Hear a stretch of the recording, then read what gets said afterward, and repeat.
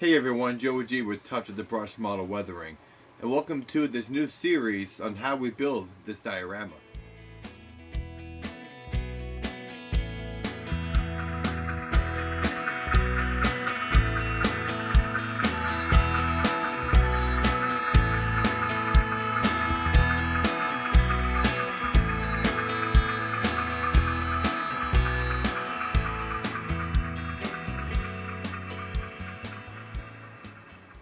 Touch of the Brush Model Weathering started back in August 2018, and it is now the winter of 2020.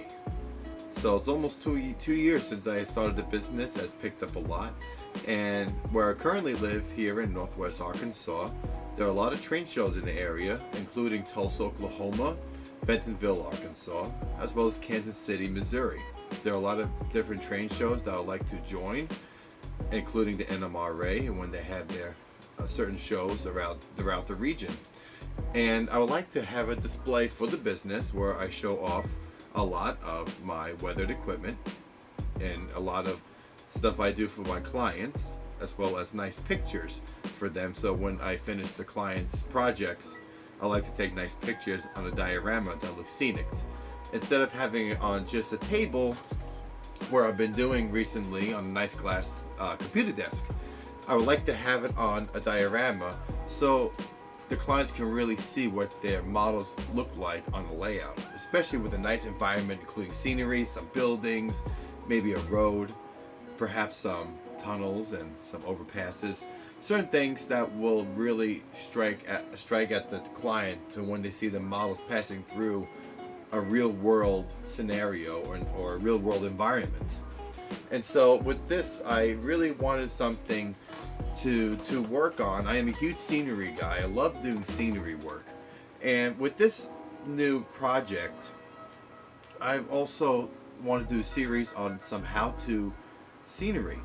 And that includes, perhaps I'm going to probably build a tunnel on one side, do an overpass on the other. This whole thing is going to be boxed in, so you won't see me here after we finish a lot of this. And it's because I want to have something that shows the train coming through the scene. These are dummy units made by Athearn, and I do have the track powered, and I do have some clips of how I built the track. This is code 100 track, and it's laid here on simple foam. This is the foam that you work in wall insulation. It's that white stuff that goes everywhere when you cut it. But it was some scrap stuff that I have left over here at the house. And I have a lot of stuff that I'm going to be showing you that you won't have to spend so much money on. And I wanted to show this. A lot of folks can't afford a lot of things, and a lot of people, especially modelers, are on a budget. And I understand a lot of modelers rather spend their money on something as far as a really nice locomotive or rolling stock, or on really good track and great bench work. And a lot of times you don't have to buy $10 a tree. You can build your own, as well as a lot of things. There are a lot of things here that in a home or outside of the house in the real world you could bring here onto your module or your layout or your diorama and use it, and it's the real thing. So there is a lot of stuff here that I would like to show you what I've done in my past layouts. I like to incorporate on here. There are certain things I'm actually learning that are fairly new for me, and I would like to incorporate on this layout as well. And so this is just an introduction for the series that I'm going to be showing you. And we're going to just go into a really quick glance of the diorama and show you what my thoughts are and the design of the diorama.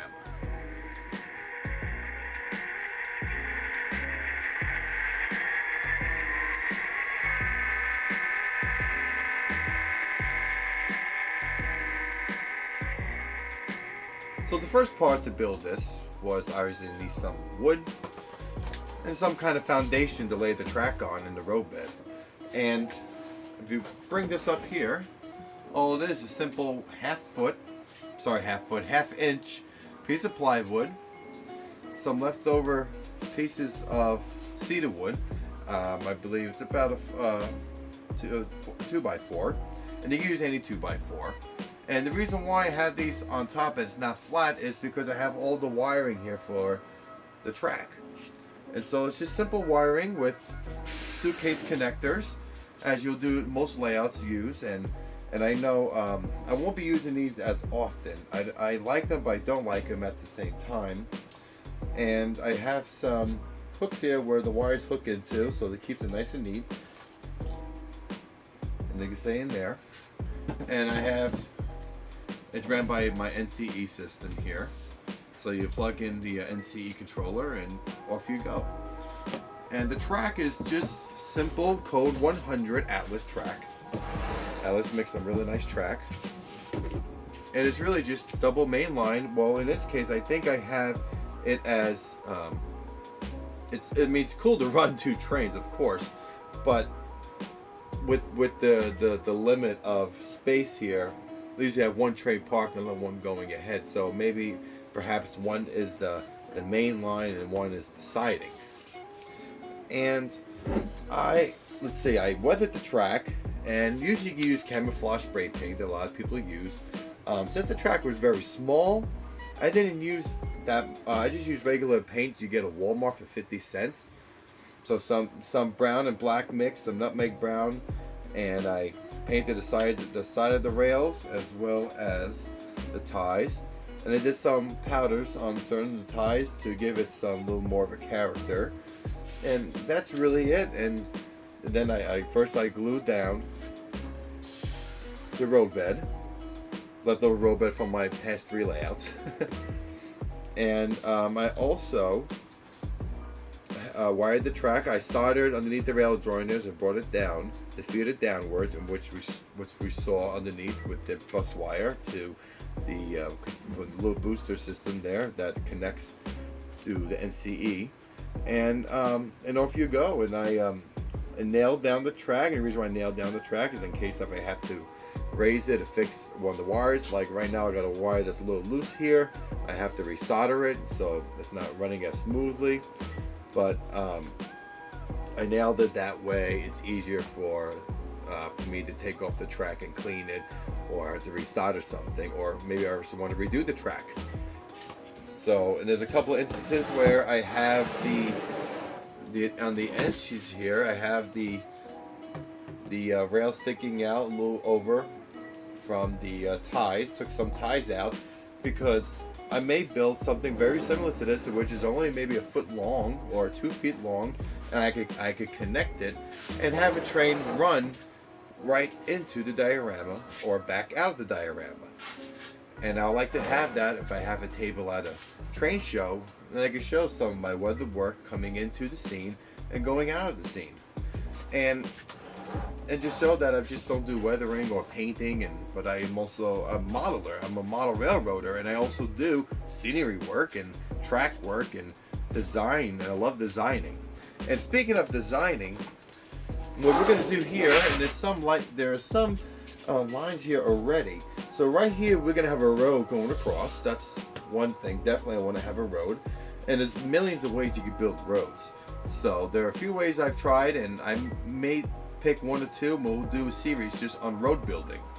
And I'm going to do one episode on where I'm going to have that station that was in the beginning shot. That is something my father built from scratch. That was an old depot that's turned into a museum/station in Congress, New York, along CSX's River Line. And that's up in milepost, I believe, between 26 and 28 up there. It's a really nice old depot. It looks like a station now, a little park. But at the time, it was just like an abandoned or storage for whatever was in there in the 90s. So I'm going to repaint it, and I'm also going to weather it and fix it up so it looks like something's part of the scene, because I really want to incorporate that on this diorama. So along with that comes with vehicles, gravel, and tall weeds, grass, whatever you can name that's on the side of the right-of-way, as well as the road or in real life in the world. And over here I might have some kind of mountain or hill, and on this end I am going to have an overpass. And I've never built an overpass before. So this is going to be something very new for me. And we're going to learn along the way. And just going to show you that it's going to be an overpass because I want to show the trains coming in and disappearing. Like it's coming in from somewhere and going out to go somewhere else. And so on this side, we will have a tunnel about right here. And this is kind of going to represent Haverstraw Tunnel. I might have instead of a actual portal, I may build it out of rock. So I'm going to have another episode just on rock building, and as well as maybe carving rocks out of foam.